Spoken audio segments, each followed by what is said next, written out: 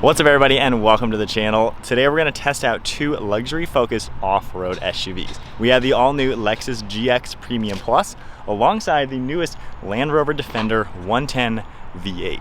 Now, this Lexus is about $71,000. It is worth noting you can get a Defender for the exact same pricing.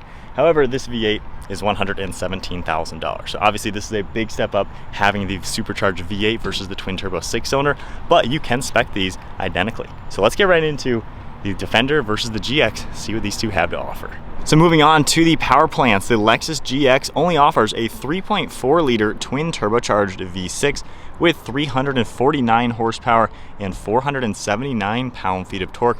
It has a 10-speed automatic transmission with a full-time four-wheel drive system. 0 to 60 is also around 6.5 seconds. Now the Land Rover Defender, there is a 6-cylinder available. However, the big boy engine is this. This is a 5-liter supercharged V8 with 518 horsepower and 416 pound-feet of torque. This has an 8-speed automatic transmission, all-wheel drive system as well. 0 to 60 on this is about 5.1 seconds, topping out close to 149 miles per hour. Moving on to the exterior styling, both of these, especially finished in the black, are super aggressive. Lexus definitely has that Lexus DNA with the hourglass shape for the grille. It's a bold looking luxury off-roader. I don't think you can find a bad angle for the new GX. It's a really cool looking car, especially at 71 grand, very nicely equipped. On the Land Rover, of course, you see more of that Land Rover DNA. Super bold like the Lexus, a little bit more curved and rounded rather than having the points. But nonetheless, I think they both look super similar. You can tell they are direct competitors. Of course, this one, if you have a 6-cylinder, is exactly the same price point as the Lexus GX. So they both have a very similar character. Great side profile on the Land Rover, nearly identical side profile over on the Lexus. Squared off windows, sharp body lines. Coming around and back on the GX, you got a nice massive LED strip for the light. The GX also features an independent way to open the glass and then a normal tailgate that will open upwards. Over on the Land Rover, you can see a little bit more boxy with the square design for the taillights. I do like the 5th wheel back there, the spare tire. And then this has a more traditional, for these types of vehicles, a swing gate door. And then with the V8, of course, you got that nice exhaust system down below. But nonetheless, styling is extremely similar between these two cars. Moving on to the interior with the Land Rover Defender, he has a pretty good looking interior. I do like the two-tone quite a lot. There's a ton of storage solutions. This whole section is storage with plugs. There's storage behind the screen, extra storage here, extra storage here.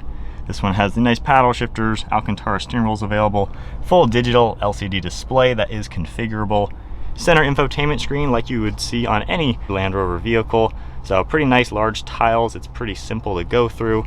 You have an apps icon to see all sorts of different things, Android Auto, Apple CarPlay, nice full surround view camera systems with the 3D look. So really easy to navigate this off-roading. There's on and off-road cameras. You can see your differentials, towing capacities as well. So nice setup. You have climate controls down below, air ride suspension. You have the downhill assist, low range gearbox, climate controls, and then a ton of storage all down below. And then a really nice leather interior. You have those skylights back there, which is a really cool feature, and a massive panoramic sunroof with those controls. You're also going to get that camera for the rear view. Definitely a really nice place to be. And then now inside the Lexus GX, definitely has more of a Lexus looking interior. Still very boxy and squared off in here. You have a little bit of extra storage on the dashboard. Nothing really else on the dashboard. Normal controls down below. Nice design. You have steering wheel mounted paddle shifters as well, and you also get a full LCD display. It is configurable. Center screen, a little bit more integrated into this dash bezel, which is cool. Of course, navigation. Climate control settings are all going to be here pretty easily to operate everything with your dials, different controls throughout the center. You're still going to have all the same features that you would expect on pretty much anything, settings and everything. So this is very similar to Lexus and Toyota vehicles versus Land Rover Jaguar vehicles. But nice display, nice layout. You do have off-road settings here. Both cars have plenty of off-road drive modes. The 4-wheel drive selection with locking differentials, low range as well, wireless phone charging. Nice and comfortable seats. You can get this in two-tone. This one is more of a black and gray. You can get tan in here and even some other trims. So overall, can't complain. This is a nice place to be. I think the Land Rover does feel a little bit more higher end, of course, with the panoramic roof and the skylights versus a standard sunroof. and then just a normal rear view mirror here. So I can tell the Land Rover is a little bit higher level of a car, but this still is quite nice. So hopping into the back seat with the Land Rover Defender, this is a pretty comfortable place to be. Now I'm 5'11", sitting here, driver's seat at my height. I got good legroom, good knee room. There are climate control vents in the center with your controls and USBs, storage behind these seats as well. Large windows, of course the skylights, nothing else has it. That is super cool. Pano roof is great to see. The seats don't recline, however, they're at a good recline. We have the center armrest as well, and these headrests fold downwards, as you can tell, for better driver visibility, and they will fold down nice and flat. So if you grab this, pull this down, of course, go ahead and pull these down, you're gonna get a really good area with all this textured material to make this a pretty useful car. And then the swing gate, which the old GX had that, I believe. I think a lot of people do like that. That's pretty cool. You have a lot of space in here. This one, you can outfit it with a built-in air compressor.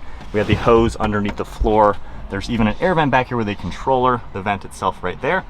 And even on the nav screen, it shows a little dog, so if you have your dog in the back. I mean, this is a pretty off-road focused luxury SUV. As you can tell, lots of space for people, pets, as well as cargo. And it can tow over 7,700 pounds. Now hopping into the Lexus GX550, sitting here, you're also gonna get air vents, they're up in the ceiling. All of those controls with heated seats are gonna be down here. A few USB ports, storage behind the seats. I'd say there's a tad less legroom back here, just by a little bit. Big windows though, so it feels nice and open. No sunroof or skylights, which is a drawback, but we also get the armrest and cup holders right in the center. Pretty comfortable seat, really can't complain. There is a recline lever, so you can recline these a lot more versus just the fixed seats in the Land Rover. So I'd say pretty neck and neck. Less legroom here, but better recline. And then if we pop this back upwards and hop outwards, you have all sorts of nice configurability. So if we take this seat, you can just pull this lever down. Getting these out of the way, they can get all the way out where you're gonna find a third row seat. So you can get a good look at the one up and the one down, and that can still be nice and flat. So pretty practical. I believe you have to get the Defender 130, which is a much longer vehicle, to get a third row. Both of these two, as equipped, are nearly the same wheelbase and length. So these are very similar size. This one, the independent glass opening, is a great touch just to get little items in here. And then this one has just a traditional lift gate. So you just press the button, and we're gonna have a power lift gates rather than the swing door. Either one is cool. This one obviously a little bit easier. Now with the third row up, you can tell not too much space back here, but we can easily press these buttons and get these to go back downwards where you're gonna see all that space. So pretty nice to see a third row in most of the GX models versus not having that in the Defender. And as expected, you have quite a lot of storage in here with both the seats up or down. Extra storage back here with recline levers for that third row. There's plugs, there's air vents up here as well. And then underneath the floor, you can lift this up for extra storage space. And yeah, pretty nice and squared off. So both vehicles seem pretty similar in practicality, just a little bit different between the two. All right, so let's set off in the Lexus GX. This can also tow about 8,000 pounds. So both vehicles, whether or not you get the 8-cylinder or the 6-cylinder, are honestly truly direct competitors. So my first time honestly ever driving the GX. We had a press car that Mike got to play with for the week. I did a quick lap in it. But in this, you have a really cool seating position. The vehicle feels narrow. You got that long hood where you have good visibility down it for off-roading. Lots of glass, honestly. This feels really open just to see around. And if you're gonna be taking this off-roading, it seems easy to point, especially navigating through those curbs right there. It's a comfortable car. Hitting these bumps, pretty smooth as well. And then there's also other trim levels. You can get the over trail, which is a little bit more off-road focused. This one's kind of in the middle, I would say. So you got all the nice luxuries to it. And then they're all gonna be really similarly equipped as far as the powertrain. All right, some throttle there. Pretty peppy. This is their demo car actually, so people are driving this every single day, seeing what it has to offer. Visibility over your shoulders is all really good. It's quiet. This is a noisy, bumpy road. This is really quiet. So that is nice to see. You know, Lexus is basically a brand of Toyota, so they have the high quality you would expect on a Toyota, but the extra luxury and a little bit different aspects that Lexus offers. So already I'm finding this is really plush to drive, really comfortable, really nice. I don't don't have an issue. This is a smooth to drive vehicle. I like the way the tech works. It's simple. It's not too overly confusing. Honestly, it's incredibly easy to use. This is nice. This is a really cool vehicle. Use of materials. Now, a lot of people complain about the Lexus GX, saying that it looks cheap on the interior. When you are with it in person, it is a lot nicer. I don't think the interior photographs and videos very well, because when you look at the photos of it, it looks a little plain. Use of materials. Now, there are, I guess, plastics, but they kind of have a soft touch to them. The dash is definitely a nice soft touch. You have this leather style material. The seats are really padded and comfortable to be in. But yes, I can see that some of these are more of a plastic soft touch rather than covered in genuine leather or something a little bit more rugged and cool for something like this. You know, this plastic trim, the fake wood, it looks good. I'd say overall, it's a nice interior for $72,000. I wouldn't mind maybe a little bit nicer dash and door material, but other than that, it feels pretty high-end. And I mean, there's other cars at this price point that feel like garbage. So honestly, this feels pretty nice. It drives nice. You got some power with that engine. If we go into sport mode too, we can go into manual, play with that a little bit. Yeah, you got plenty of power. It sounds fine. Sounds like a V6, honestly, so nothing too impressive with the sound, but it's peppy. I don't think you're gonna not like driving this. I like the small steering wheel. It feels like it steers a little sporty too. So yeah, the GX has a lot to offer with the off-road settings as well. It's a pretty capable vehicle. I would assume very similar, but overall normal daily driving in this, I don't really have any major complaints. You feel cool in it, you feel up high. It feels like a nicely weighted vehicle. Already, I do feel the Range Rover has a little bit more like solidness to it. You can tell it's a little bit, I don't know how you say it, like a heavier feeling luxury car, to where the doors, they close, they're a little bit more solid feeling. So there are some aspects with that Land Rover that I'm finding that it is a next step up in luxury, I would say. I would assume the V6 is also pretty similar to that, but driving around the GX, this thing is pretty cool. On to the Land Rover Defender now, hopping into this. So like I mentioned, this feels a little bit heavier, a little bit more of when you drive a luxury SUV, you know that like heavy feeling to where it just feels like a tank? This feels like a tank. The steering is ultra smooth, there's a little bit more weight to it.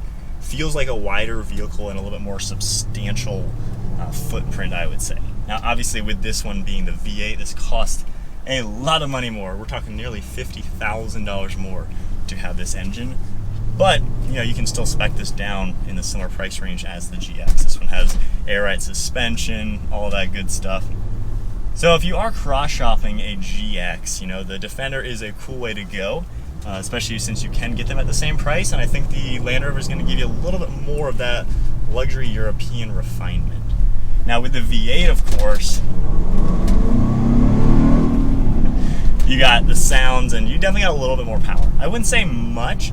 The Lexus has quite a lot of torque from the twin turbo. This is a little bit more on the top end, a little bit less torquey of the V8. So you're not really gonna notice a crazy power difference between the V8 and that twin turbo V6, which says a lot, honestly, about Lexus with that engine. It's pretty darn impressive. Now overall ride quality, being this is the full air ride suspension, I would say this rides a little bit more like you're on a cloud.